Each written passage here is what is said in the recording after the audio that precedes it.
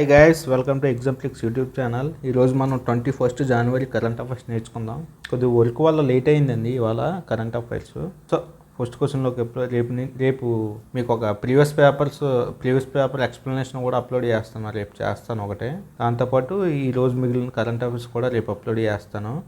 Okay, ఈరోజు current అఫైర్స్కి వెళ్తే జనవరి 21 ఎవ్రీ ఇయర్ మన జనవరి 21 every year Tripura, Meghalaya, Manipur statehood day జరుపుకుంటాం అన్నమాట.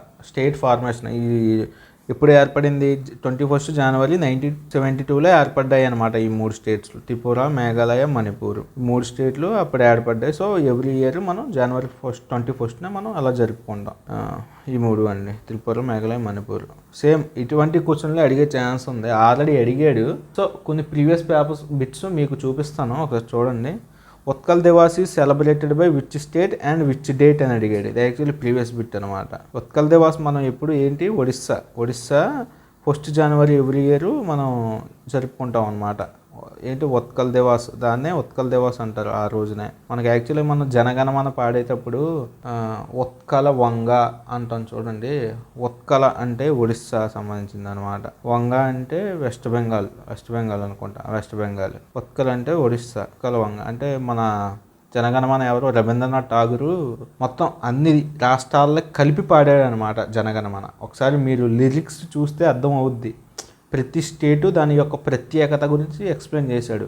So Utkala Divas is celebrated by which state అంటే ఒడిస్సా అండి, 1 ఏప్రిల్లో. నెక్స్ట్ క్వశ్చన్కి వెళ్తే which state foundation day is same as the international workers day. చూడండి క్వశ్చన్ ఎలా అడిగాడు. యాక్చువల్లీ మే 1నే ఎవ్రీ ఇయర్ ఇంటర్నేషనల్ వర్కర్స్ డేగా జరుపుకుంటాం అనమాట. మే 1 ఎవ్రీ ఇయర్ అదే ఇంటర్నేషనల్ వర్కర్స్ డే అంటారు.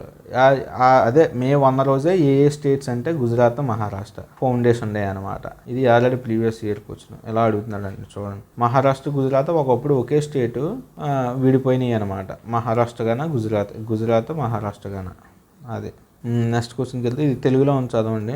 ఒడిస్సా ఉత్కల్ దివాస్ను ఒడిస్సా ఫిబ్రవరి 1 అంతర్జాతీయ కార్మికుల దినోత్సవం. గుజరాత్, మహారాష్ట్ర రాష్ట్రాల యొక్క ఫార్మేషన్ డేనే రోజే మనం ఇదేంటి అంతర్జాతీయ కార్మికుల దినోత్సవం జరుపుకుంటాం అనమాట. ఎప్పుడు? మే 1. నెక్స్ట్ క్వశ్చన్కి వెళ్తే ఇలా Jharkhand is separated from which state and their formation day. చూడండి, ఇది కూడా ఎలా అడుగుతాడు అనమాట క్వశ్చన్. ఇది సెంట్రల్ గవర్నమెంట్లో అడిగినాయి. మనకి జార్ఖండ్ ఎప్పుడు ఫార్మేట్ అయిందండి? ఎప్పుడు ఏ స్టేట్ నుంచి డివైడ్ అయింది? మనకి బీహార్ నుంచి డివైడ్ అయింది అనమాట. 15 నవంబర్ 2000లో డివైడ్ అయ్యింది బీహార్ నుంచి అనమాట. ఇదే ఆన్సర్, ఇదే అండి. నెక్స్ట్ క్వశ్చన్కి వెళ్తే తెలుగులో ఉంది చూడండి. బీహారు 15 నవంబర్ 2000లో జార్ఖండ్ నుంచి డివైడ్ అయింది. మనం ఇప్పుడు తెలంగాణ ఉంది. తెలంగాణ ఎప్పుడు మనకి ఎలా డివైడ్ అయింది? అలా అనమాట. మన తెలంగాణ నుంచి ఆంధ్రప్రదేశ్ నుంచి డివైడ్ అయింది కదా, సేమ్ అలాగే ఇది కూడా జార్ఖండ్ నుంచి బీహార్ డివైడ్ అయింది. అలా అడుగుతున్నాడు అనమాట. ఇంకోటి Amindivi and Minicoy are the parts of which Indian union territory. Actually ఇది మనకి లక్షద్వీప్ అనేది రీసెంట్గా న్యూస్లో ఉంది కదా, అందుకని ఇచ్చానండి బిట్. యాక్చువల్లీ ఈ అమిదివి అండ్ మినికాయ్ అనేవి లక్షద్వీప్లో ఒక పార్ట్ అనమాట. చెప్తాను చూడండి. లక్షద్వీప్ అంటే ఒక ఐలాండే కాదు, కొన్ని ఇవన్నీ ఐలాండ్స్ కలిపే లక్షద్వీప్ అంటారు అనమాట. మనకి లక్షద్వీప్ క్యాపిటల్ ఏంటండి? కవరత్తి. అమిని అండ్ మినికాయ్ కలిపితేనే ఈ రెండు ఎక్కడున్నాయి? లక్షద్వీప్లో పార్ట్ అనమాట. ఇది ఇండియన్ మ్యాప్. అరేబియన్ సముద్రంలో ఉంది. మనకు లక్షద్వీప్ ఎక్కడుంది? అరేబియన్ సముద్రంలో ఉంది. లక్షద్వీప్ క్యాపిటల్ ఏంటి? కవరత్తి. అండ్ అమిని అండ్ మినికాయ్ ద్వీప్లు ఆర్ పార్ట్ ఆఫ్ లక్షద్వీప్ అనమాట. క్వశ్చన్ అదే, అండమాన్ కాదు, లక్షద్వీప్. నెక్స్ట్ క్వశ్చన్కి వెళ్తే రికగ్నిషన్ ఆఫ్ స్టేట్స్. మన లింగ్విస్టిక్ బేసిస్ అంటే భాషాపరంగా స్టేట్స్ని రికగ్నైజ్ చేయడం ఎప్పుడు స్టార్ట్ చేశారండి? 1956. మన ఫస్ట్ స్టేట్ ఏంటి? ఆంధ్రప్రదేశ్ ఫామ్ అయింది.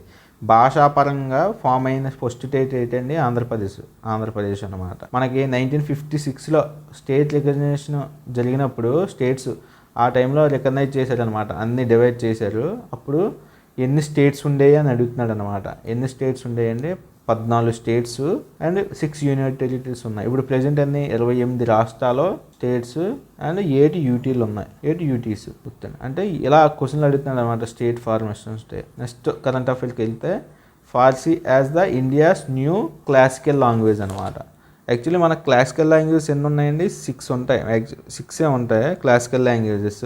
వీడు రీసెంట్గా ఫార్సీ ఇరాన్కి సంబంధించి అనమాట. ఇది దాని లాంగ్వేజ్ పెట్టారనమాట. ఫార్సీ అనేది అఫీషియల్ లాంగ్వేజ్గా గుర్తించారనమాట. మన ఎవరు ఇండియా గవర్నమెంట్ ఆఫ్ ఇండియా. ఇది under the new education policy has been decided to include పర్షియన్నే ఫార్సీ అంటారు యాక్చువల్లీ. ఇరాన్ క్యాపిటల్ ఏంటి? టెహరాన్. అదనమాట. Parsi as one of the 9 classical languages of India. మన యాక్చువల్గా ఎన్ని ఉన్నాయండి? 6 క్లాసికల్ లాంగ్వేజెస్ ఉన్నాయి. రీసెంట్గా మనకి చూడండి, ప్రాకృత్. పాలీ అంటే ఏంటి? బుద్ధిస్టులు ఫాలో అవుతారు కదా పాలీ లాంగ్వేజ్. మనకి బుద్ధులు స్క్రిప్ట్స్ ఎందులో రాశారంటే పాలీ లాంగ్వేజ్లో రాశారనమాట. పాలీ లాంగ్వేజ్లో Buddhist scripts. So Pali, Prakrit and Parsi. Actually మన 6 ఉన్నాయి. ఈ 3 కలిపితే 9 అనమాట. 9గా పెడదామని డిసైడ్ అయ్యారు. ఇంకా పెట్టలేదు, డిసైడ్ అయ్యారు గవర్నమెంట్ ఆఫ్ ఇండియా. ఓకే, మనకు ప్రెజెంట్ అయితే 6 క్లాసికల్ లాంగ్వేజెస్. ఇంకా ఈ పెడదామని డిసైడ్ అయ్యారు అనమాట. ఇంకా పెట్టలేదు. ఓకే, అది గుర్తుపెట్టుకోండి ఆ పాయింట్. పార్సీ కూడా ఇంక్లూడ్ చేద్దాం అనుకుంటున్నారు. ఏంటి పార్సీ అనేది? ఇరాన్కి సంబంధించిన లాంగ్వేజ్ అనమాట. ఇరాన్ అది. నెక్స్ట్ యాక్చువల్లీ మనకి ఇంకో ఈ 6 లాంగ్వేజెస్ ఇవి మనకు తెలుగులో ఉంది, తెలుగులో చదవండి. మనకి 6 క్లాసికల్ లాంగ్వేజ్ ఏంటి? తమిళ్, సాంస్క్రిట్, కన్నడ, తెలుగు, మలయాళం, ఒడిస్సా. ఏ సంవత్సరంలో యాడ్ అయినాయి కూడా చదువుతాడు. ఫస్ట్ క్వశ్చన్ ఎలా అడుగుతాడంటే, ఒక example, what is the first classical language అంటాడు అనమాట. First classical language Tamil. Classical language Tamil అనమాట. ఇది రికగ్నైజ్ చేసిన తర్వాత ఇవన్నీ రికగ్నైజ్ చేసాడు అనమాట. ఇవన్నీ చూడండి, ఇవి ప్రాంతీయ లాంగ్వేజెస్ అనమాట. మన సౌతీయే ఉంటాయి. తమిళ్, తెలుగు, కన్నడ, మలయాళం, ఒడియా, సాంస్క్రిట్ అనేవి మామూలుగా యాడ్ అయినాయి. మన సౌతే ఉంటాయి మొత్తం. ఈ 6 అనమాట. ఈ 6లో ఇప్పుడు మనకు ప్రాకృత్, పాలీ అండ్ పర్షీ అని యాడ్ చేశారు అనమాట. కొత్తగా డిసైడ్ అయ్యాడు యాడ్ చేద్దామని. యాక్చువల్లీ మనకి లాంగ్వేజ్ ఎక్కడ ఉంటాయండి? 8 షెడ్యూల్స్ ఉన్నాయి. 8th షెడ్యూల్లో మొత్తం మనకి 12 షెడ్యూల్స్ ఉన్నాయి. 12 షెడ్యూల్లో ఇది పాలిటీలోకి వస్తుంది. 12 షెడ్యూల్లో మనకి 8th షెడ్యూల్లో లాంగ్వేజెస్ గురించి ఉన్నాయన్నమాట. మొత్తం మనకు 6 క్లాసికల్ లాంగ్వేజెస్ కదా. మనకి యాక్చువల్లీ టోటల్ అఫీషియల్ లాంగ్వేజ్ ఎంత? మొత్తం 22. ఇందులోనే 6 లాంగ్వేజెస్ క్లాసికల్గా రికగ్నైజ్ చేశారనమాట. మనకి యాక్చువల్లీ అయ్యింది 22 లాంగ్వేజెస్. 22 ఉంది. యాక్చువల్లీ మన రాజ్యాంగాన్ని పెట్టినప్పుడు, రాజ్యాంగం రాసినప్పుడు ఓన్లీ 16 ఉండి, తర్వాత 8 యాడ్ చేశారనమాట. యాడ్ చేయడం వల్ల ఇప్పుడు మొత్తం 22 అయినాయి. ఈ 2 ఇలా కూడా గుర్తుపెట్టుకోండి. మన రాజ్యాంగాన్ని స్టార్ట్ చేసినప్పుడు 14 లాంగ్వేజెస్ ఉండి, ఇప్పుడు 8 యాడ్ చేయడం వల్ల మొత్తం 22 ఉన్నాయి. ఇప్పుడు మన ప్రెజెంట్ 8th షెడ్యూల్లో ఎన్ని ఉన్నాయండి? 22 ఉన్నాయి. మన షెడ్యూల్స్ గురించి డిస్కస్ చేసుకుంటే, షెడ్యూల్స్ మన ఇండియన్ పాలిటీలో షెడ్యూల్స్ వస్తాయి. షెడ్యూల్స్ వాటిని గుర్తుపెట్టుకునే ట్రిక్ ఏంటంటే, టియర్స్ ఆఫ్ ఓల్డ్ పిఎం. ఇదనమాట ట్రిక్. మన టియర్స్ అంటే ఏంటి? టీ అంటే టెరిటోరీ అనమాట. టెరిటోరీస్ అంటే మనకి తెలుసు కదా ఏంటి? భూభాగం. రాష్ట్రాలు, అన్ని రాష్ట్రాలు. మన ఇండియా ఉంది కదా, ఇది బొమ్మ బాగోదండి చూసుకుని. ఇండియా ఈ భూభాగం మొత్తం అనమాట. అన్ని స్టేట్స్ కలిపి ఇదే టెరిటోరీస్. తర్వాత సెకండ్ షెడ్యూల్ ఏంటంటే ఎమాల్మెంట్స్ అంటే ఇవండి మీకు ప్రివిలేజెస్, అలవెన్సెస్, డబ్బులు, మనీకి సంబంధించి అనమాట. ప్రివిలేజెస్, అలవెన్సెస్, మనీకి సంబంధించి. మనీ, జీతాలు, శాలరీస్ అనుకోండి మీరు. తర్వాత శాలరీస్, తర్వాత వీళ్ళు 5 years ప్రెసిడెంట్ 5 years ఉన్న తర్వాత వాళ్ళకి ఫెన్షన్ వస్తుంది. వీటన్నిటి గురించి ఇందులో సెకండ్ షెడ్యూల్లో ఉంటుంది అనమాట. మూడో షెడ్యూల్లో ఏముంటుంది? ఎఫర్మేషన్ అంటే ఏంటి? మనకి ఓత్, ప్రమాణ స్వీకారం ఎలా చేయాలి, ఎవరి చేత చేయించాలని దీని మీద ఉంటుంది. 4R అంటే ఏంటి? రాజ్యసభ గురించి ఉంటుంది అనమాట. ఎస్ అంటే ఏంటి? షెడ్యూల్డ్ ఏరియాస్ అనమాట. ఎస్ అంటే ఫిఫ్త్ షెడ్యూల్ ఏంటంటే షెడ్యూల్డ్ ఏరియాస్ గురించి. షెడ్యూల్ అంటే ట్రైబల్ ఏరియాస్ అంటే షెడ్యూల్డ్ ఏరియాస్ గురించి అనమాట. మన ఇండియాలో ఉన్న షెడ్యూల్డ్ ఏరియాస్ గురించి చెప్తుంది అనమాట. ఓ ఉంది కదా, ఓ అంటే మీకు క్లారిటీగా చెప్పాలి, ఇలా కాదు. టియర్స్ ఆఫ్ ఓల్డ్, ఇక్కడ ఆఫ్ ఉంటుంది. Of old PM. ఇది ఏమని చెప్పాను? టెరిటోరీస్. ఇది జీతభత్యాలు, శాలరీస్, ఎనాల్మెంట్స్ అంటారు అన్నమాట. ఏది గుర్తు రావట్లేదు. అమాల్మెంట్స్. ఇది ఎఫర్మేషన్స్ అంటే ఏంటి? ఓట్స్, ప్రమాణ స్వీకారం గురించి ఇవి ఉంటాయి అన్నమాట. రాజ్యసభ. ఎస్ అంటే షెడ్యూల్డ్ ఏరియాస్, షెడ్యూల్డ్ ట్రైబ్స్ గురించి ఉంటుంది అనమాట. Scheduled tribes. ఓఎఫ్ ఉన్న అదర్ షెడ్యూల్డ్ ఏరియాస్ అనమాట. అదర్ అంటే ఇక్కడ ఇందులోకి only states of tribal areas of, ఇది మాత్రం పర్టికులర్గా గుర్తెట్టుకోండి, అస్సాము, మేఘాలయ, త్రిపుర, మిజోరాం. ఇవి ఈ మనకు షెడ్యూల్డ్ ట్రైబ్స్ అంటే మొత్తం ఇది చూసుకుంటుంది. Fifth schedule. సిక్స్త్ షెడ్యూల్లో ఏముంటుంది? Tribal areas of only Assam, Meghalaya, Tripura, Mizoram, ఇవి ఉంటాయి అన్నమాట. వీటి గురించి చెప్పేది సిక్స్త్ షెడ్యూల్. సెవెంత్ షెడ్యూల్ ఏంటి? Reads of old federal structure అనమాట. ఫెడరల్ స్ట్రక్చర్ అంటే ఏంటి? స్టేట్స్, యూనియను అండ్ స్టేట్స్ ఈ యొక్క రిలేషన్ చెప్పేది ఇదే అనమాట ఫెడరల్ స్ట్రక్చర్ అంటే. అంటే 8వ, ఇప్పుడే చెప్పాను మీకు, ఇది సెవెంత్ షెడ్యూల్. 8వ షెడ్యూల్ అంటే ఇప్పుడే చెప్పాను. 8వ అంటే అఫీషియల్ లాంగ్వేజెస్ అనమాట.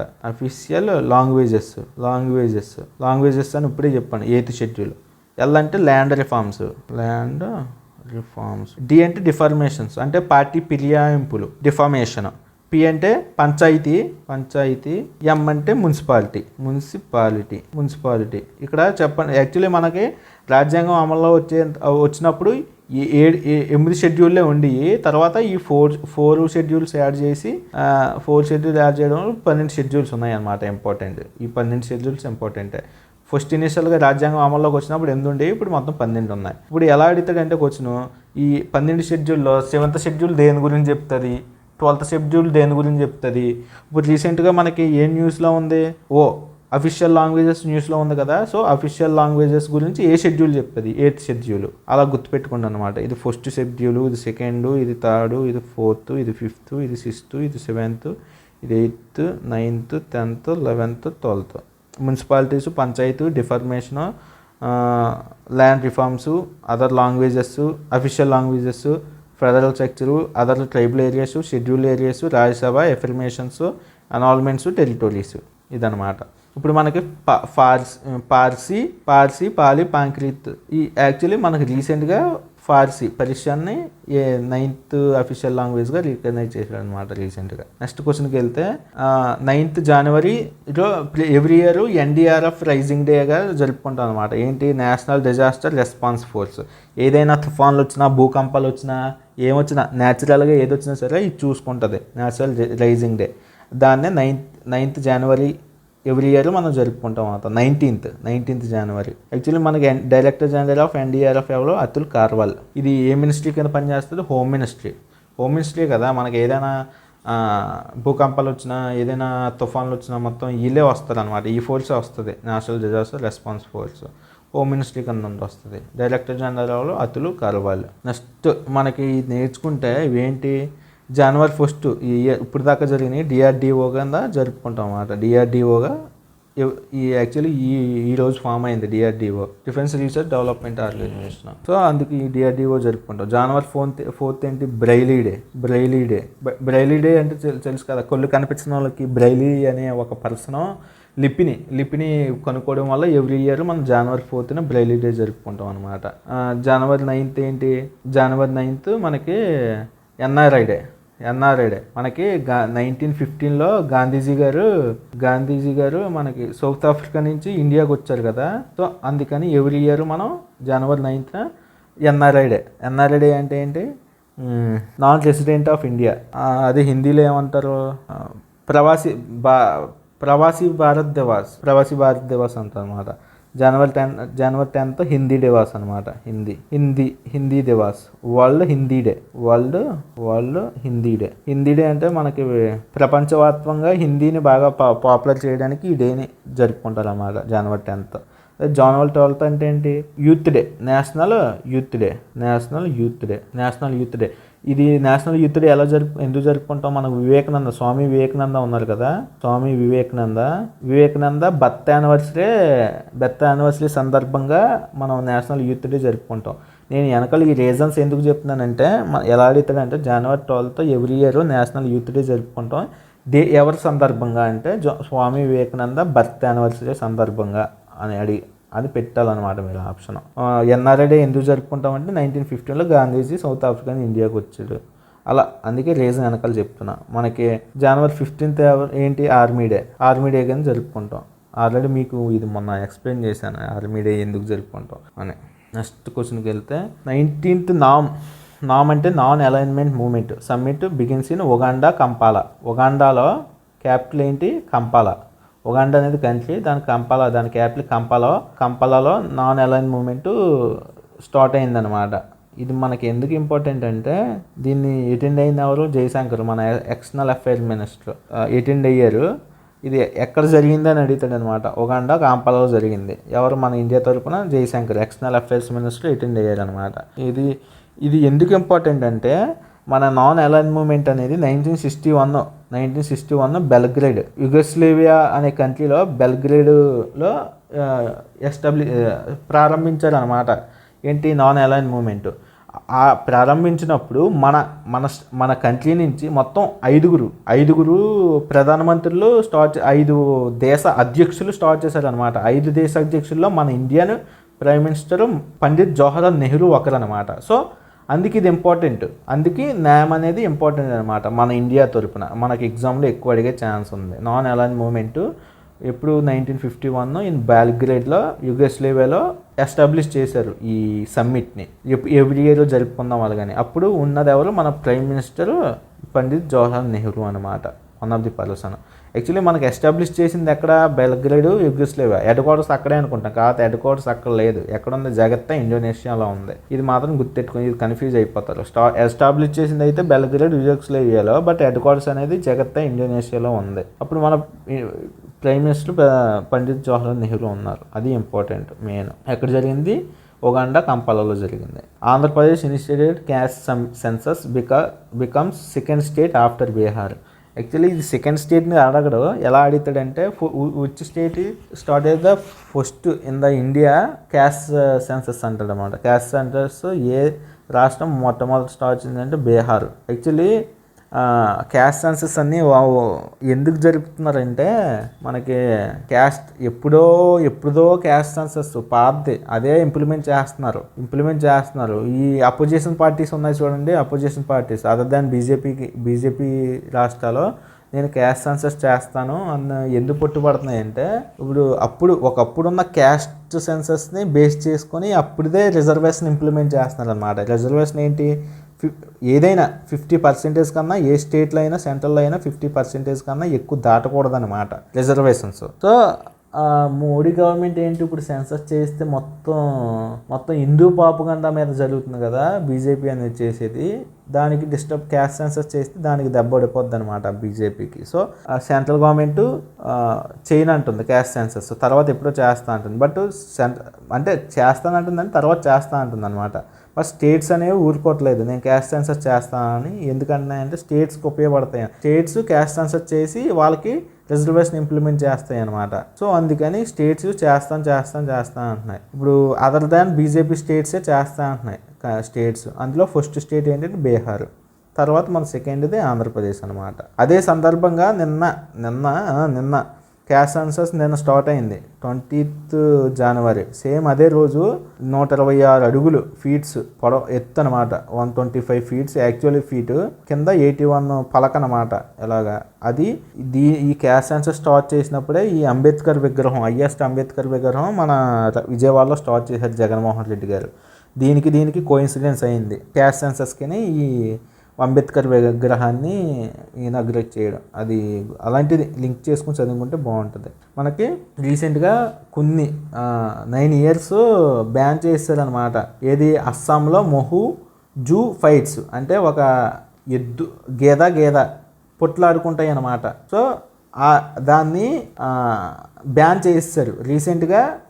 ఓకే, ఇది కల్చరల్ ఆర్గనైజేషన్ కదా, ఓకే రైట్ ఇచ్చారనమాట. మొహు జూ ఫైట్స్ 2 గేదెలు పొట్లాడుకుంటాయి అన్నమాట. అప్పుడు మన తమిళనాడులో ఎలాగా జల్లికట్టు, కర్ణాటకలో ఎలాగా కంబాలా అనేది మన ఈ సినిమా చూసాం కదా కాంతారా సినిమాలో ఫస్ట్ హీరో రిషబ్ శెట్టి పరిగెడుతూ ఉంటాడు, అది కంబాల అనమాట. ఆ గేమ్ని జల్లికట్టు అంటే చూడండి ఎద్దుల్లో ఆపుతారు, అది గేదెల్ని, అది మన ఇది మొహూఫుజ్ ఫైట్స్ అనేది అస్సాంలో అనమాట. సేమ్ అలాగా ఫేమస్. ఇప్పుడు అవన్నీ ఫస్ట్ బ్యాన్ చేస్తారు, తర్వాత ఈ కల్చరల్గా చూసి కల్చరల్గా చూసి ఇవన్నీ మళ్ళీ ఇస్తున్నారన్నమాట. ఓకే మీరు కండక్ట్ చేసుకోట్టు అని ఇస్తున్నారు అనమాట. సో మొహూఫుజ్ ఫైట్స్ అనేవి అస్సాంలో మళ్ళీ రీసెంట్గా కంబ్యాక్. ఇటువంటిది చాలా ఇంపార్టెంట్ అండి, ఎగ్జామ్లో పడిగే ఛాన్స్ కూడా ఉంది 100% షూర్. మరి ఏ ఎగ్జామ్లో పడుతుంది కానీ పడుతుంది ఇది. నెక్స్ట్ క్వశ్చన్కి వెళ్తే, Assam government to honour X CJ Ranjan Gogoi with the Assam Vaibhav. Actually ఈ అస్సాం సైడు వీని బాగా పలిస్తారు అనమాట. వైభవ్ ఈ అవార్డు సత్కరించారన్నమాట. ఎవరో ఎక్స్ సీజే రంజన్ గొగోయ్. ఈయన ఎవరో సుప్రీంకోర్టు ప్రధాన న్యాయమూర్తి ఒకసారి ఎక్స్ అనమాట. ఈయన ప్రజెంట్ సుప్రీంకోర్టు ప్రధాన న్యాయమూర్తి ఎవరో చంద్రచూడ్ మన ప్రజెంట్ అయితే ఈయన chief justice of India supreme court. అప్పుడు ఈయనకి అస్సాము వైభవ్ అవార్డు ఇచ్చారనమాట రంజన్ గొగోయ్కి. ఇప్పుడు యాక్చువల్లీ రంజన్ గొగోయ్ ఎవరు, మనకి ఎగ్జాంపుల్ చెప్తున్నాను చూడండి.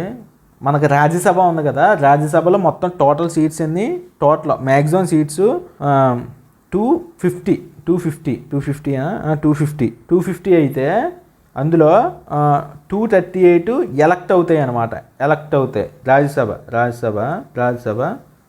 238 ఎలక్టెడ్ మెంబర్స్ స్టేట్స్ నుంచి ఎలక్ట్ అవుతారు. అందులో 12 మెంబర్స్ని 238 రిమైనింగ్ 12 మెంబర్స్ని ప్రెసిడెంట్ నామినేట్ చేస్తారు. ఏంటి, సైన్స్ అండ్ టెక్నాలజీ, స్పోర్ట్సు, ప్రజాసేవ, పొలిటికల్, ఇలా లా గురించి ఇలా 5 నుంచి 6 కేటగిరీస్లో తీసుకొచ్చి 12 మందిని రాజ్యసభకి నామినేట్ చేస్తారనమాట. అలాగే ఇప్పుడు ప్రజెంట్ ఈ రంజన్ గొగోయ్ గారు ఉన్నారు కదా, రంజన్ గొగోయ్ ఈయన్ని తీసుకెళ్ళి రాజ్యసభలో ఈ 12 మెంబర్లో ఒకరుగా నామినేట్ చేశారనమాట. అదొకటే. ఈయనకి అస్సాం వైభవ్ అవార్డు వచ్చిందనమాట. ఇది గుర్తుకు పెట్టుకోండి. రాజ్యసభ ఏంటి, మొత్తం మ్యాక్సిమం సీట్స్ ఎన్ని 250 అందులో 238 ఎలక్ట్ అవ్వబడతాయి, 12 నామినేట్ చేయబడతాయి. ఇవి మ్యాక్సిమమ్. యాక్చువల్లీ ఇప్పుడు ప్రెజెంట్ అయితే 245 ఉన్నాయి. మ్యాక్సిమం ఎంతవరకే ఉండొచ్చు క్యాండిడేట్స్ ఉండొచ్చు, బట్ 245 ఉన్నాయి. రిమైనింగ్ 5 ఏంటి, మన జమ్మూ కాశ్మీర్ని డివైడ్ చేసి యూటీలుగా మార్చారు కదా, యూనిటెడ్ టెరిటరీగా. అప్పుడు ఈ 5 తగ్గినాయి అనమాట. యాక్చువల్లీ 250 వరకు ఉండొచ్చు, బట్ ఇప్పుడు 245 ఉన్నాయి. 245లో 233 ఎలక్ట్ అవ్వబడ్డారు స్టేట్స్ నుంచి, 12 మంది నామినేట్ అవ్వబడ్డారు అనమాట. అదే లోక్సభకు వచ్చేస్తే మ్యాక్సిమం ఎంత, 545లో 543 మెంబర్స్ ఎలక్ట్ అవ్వబడతారు నియోజకవర్గాల నుంచి. ఎలక్టెడ్ అది 2 మెంబర్స్ ప్రెసిడెంట్ నామినేట్ చేస్తారు. ఎవరిని, ఆంగ్లో ఇండియన్స్ని నామినేట్ చేస్తారనమాట. ఎవరు, ప్రెసిడెంట్. కాకపోతే ఈసారి ఈ ఆంగ్లో ఇండియన్స్ని నామినేట్ చేయలేదు ప్రెసిడెంట్. యాక్చువల్లీ ఇది గుర్తుపెట్టుకునేది ఇంపార్టెంట్. మొత్తం ఎంత, మ్యాక్సిమం 545, అందులో 543 మెంబర్స్ ఎలక్ట్ అవుతారు, 2 మెంబర్స్ని ప్రెసిడెంట్ నామినేట్ చేస్తారు. ఎవరు, ఆంగ్లో ఇండియన్స్ అంటే తెలుసు కదా, మన అప్పుడు బ్రిటిష్ వాళ్ళు ఇక్కడ మన దగ్గర పరిపాలించి ఇక్కడే స్థిరపడిపోయారు అనమాట ఇండియాలోనే. సో వాళ్ళని ఆంగ్లో ఇండియన్స్ అంటారు అనమాట. వాళ్ళు ఇద్దరిని నామినేట్ చేస్తారు ప్రెసిడెంట్. బట్ ఈసారి లోక్సభలో వాళ్ళు లేరు, బట్ ఇది ఒక ఆనవాయితీ కింద వస్తుంది అనమాట. ఓకే ఇదే అండి. ఇంకా రిమైనింగ్ కరెంట్ అఫైర్స్ ఏమైనా మిస్ అయితే రేపు ఎక్స్ప్లెయిన్ చేస్తాను. రేపు ఒక పేపర్ కూడా ఎక్స్ప్లెయిన్ చేసి మీకు అప్లోడ్ చేస్తాను, ఏఎల్పి పేపరు. మీరు తక్కువ పోస్టులు ఉన్నాయి అలాగని ఏం డిసప్పాయింట్ అవసరం లేదు. మంచిగా ఒక పోస్ట్ ఉన్నా సరే అది మాదే అన్నట్టు చదివితే మీకు పక్కా జాబ్ వచ్చేస్తుంది. ఎంత కష్టపడే అవసరం లేదు, 6 months గట్టిగా కష్టపడండి, ఈజీగా జాబ్ వచ్చేస్తుంది. ఓకే అండి, ఉంటా. సో ఫ్రెండ్స్, మన యాప్ డౌన్లోడ్ చేసుకోవాలనుకుంటే మన వీడియో ఏదైనా కానీ ఆ వీడియో డిస్క్రిప్షన్ ఇక్కడ మీరు టైటిల్ దగ్గర ఓపెన్ చేస్తే, మీరు క్లిక్ చేస్తే ఇట్లా ఒక షార్ట్ డిస్క్రిప్షన్ అన్నది ఓపెన్ అవుద్ది. ఇక్కడ ట్యాప్ చేస్తే మీకు ఫుల్ డిస్క్రిప్షన్ అన్నది ఓపెన్ అవుద్ది. అందులో మీకు ఈ లింక్ కనిపిస్తుంది కదా, సో ఈ ఫస్ట్ లింక్ క్లిక్ చేస్తే మీరు డైరెక్ట్గా మన యాప్లోకి అయితే వెళ్తారు. సో ఇట్లాంటి స్క్రీన్ కనుక మీకు వచ్చింది అనుకోండి, ఇక్కడ పైన కనిపిస్తుంది చూసారా, install on more device are install అని కనిపిస్తుంది మీకు. సో అది క్లిక్ చేస్తే ఎందులో ఇన్స్టాల్ అవ్వాలి, మీకు డివైజెస్ ఎక్కువ ఉన్నాయనుకోండి ఇట్లా వస్తుంది. సో అందులో ఏది అని క్లిక్ చేసి అందులో ఇన్స్టాల్ చేసుకోవటమే. లేదా మీరు ఇంకెలా ఇన్స్టాల్ చేసుకోవచ్చు అంటే ప్లే స్టోర్. ఇప్పుడు ఇట్లా ప్లే స్టోర్కి వెళ్ళిపోయి ఇందులో ఇక్కడ సెర్చ్లోకి వెళ్ళి ఇక్కడ మీకు ఎగ్జామ్ ట్రిక్స్ అని కనుక సెర్చ్ చేస్తే ఇట్లా వస్తాయి. అండ్ గుర్తుపెట్టుకోండి, ఎగ్జామ్ ట్రిక్స్ వచ్చేటప్పటికి మీకు సేమ్ లోగోతో 2 ఉంటాయి. ఓకేనా? ఆ రెండిట్లో కూడా మీరు పర్టికులర్గా పైన ఎగ్జామ్ ట్రిక్స్ కింద శరణ్ తేజస్ అని ఉంది చూసారా, అది క్లిక్ చేయాలి. ప్రజెంట్ యాక్టివ్గా ఉన్న యాప్ అయితే అది. సో ఇక్కడ మీకు ఇన్స్టాల్ అని ఉంటుంది. సో ఇన్స్టాల్ అని బటన్ క్లిక్ చేసుకుని ఇన్స్టాల్ చేసుకున్న తర్వాత ఇక్కడ ఓపెన్ అని వస్తుంది అనమాట. సో ఓపెన్ అయితే చేసుకోండి. ఓపెన్ చేసుకున్న తర్వాత మీకు లాగిన్ అడుగుతుంది. ఇప్పుడు ఈ స్క్రీన్లో కాకుండా లాగిన్ అంటే మీ డీటెయిల్స్, మొబైల్ నెంబర్ అవన్నీ అడుగుతుంది. ఆ డీటెయిల్స్తో మీరు లాగిన్ అయిపోయాక ఇట్లా మీకు ఇంటర్ఫేస్ అన్నది వస్తుంది అనమాట. సో ఈ ఇంటర్ఫేస్ వచ్చిన తర్వాత ఏం చేస్తారంటే ఇక్కడ మీరున్న కోర్సెస్ కోసం ఇక్కడ క్లిక్ చేస్తే సో ఈ కోర్స్ ఓపెన్ అవుతుంది. ఇప్పుడు ఏఎల్పి కావాలి కాబట్టి మీకు ఇక్కడ బై క్లిక్ చేసి ఈ బై దగ్గర ఏంటి మీకు 1 year కావాలా, 2 years కావాలా, లేదా 3 years కావాలా అన్నది సెలెక్ట్ చేసుకోవచ్చు. సో ఎన్ని ఇయర్స్ కంటే అన్ని. ఇప్పుడు మీరు ఫస్ట్ 1 yearకే అనుకుందాం. ఇక్కడ మీరు అప్లై కూపన్, మీ దగ్గర ఏదైనా కూపన్ ఉంటే ఆ కూపన్ అప్లై చేయొచ్చు. ప్రజెంట్ అయితే మనం ఏ కూపన్ వాడుతున్నాం? సో రిపబ్లిక్ డే వరకు ఏఎల్పి 2024 కూపన్ అయితే వాడుతున్నాం. సో అదైతే ఇచ్చేయండి. సో ఈ ఏఎల్పి 2024 కూపన్ కనుక అప్లై చేస్తే మీకు 50% డిస్కౌంట్ వస్తుంది అనమాట. ఇది కేవలం మీకు రిపబ్లిక్ డే వరకే ఈ ఆఫర్ ఉంటుంది. సో ఇప్పుడు 4000కి 1 year పాటు మీరు కొనాలి అనుకుంటే పే ఆన్లైన్ క్లిక్ చేయండి. సో ఇక్కడ మీకు ఇట్లాగ ట్రాన్సాక్షన్ అనేది ఇనిషియేట్ అవుతుంది.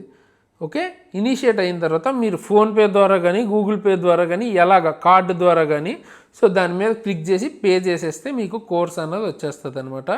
సో ఈ కోర్స్ అనేది మీకు గ్రూప్ డికి, ఏఎల్పికి రెండింటికి ఉపయోగపడుతుంది. ఓకేనా? సో 2000కి మీకు 2 ఎగ్జామ్స్కి హెల్ప్ అయ్యే విధంగా 1 yearకి మీకు 2000 పడుతుంది, 6000 అంటే. సో ఒకసారి థింక్ చేయండి, డెఫినెట్గా హెల్ప్ అయితే అవుతుంది. Best content and updated content వస్తూనే ఉంటుంది. ఓకేనా? సో డెఫినెట్గా తీసుకోవడానికి ట్రై చేయండి. ఏఎల్పి కానీ, గ్రూప్ డి కానీ సీరియస్గా ప్రిపేర్ అయ్యే వాళ్ళైతే.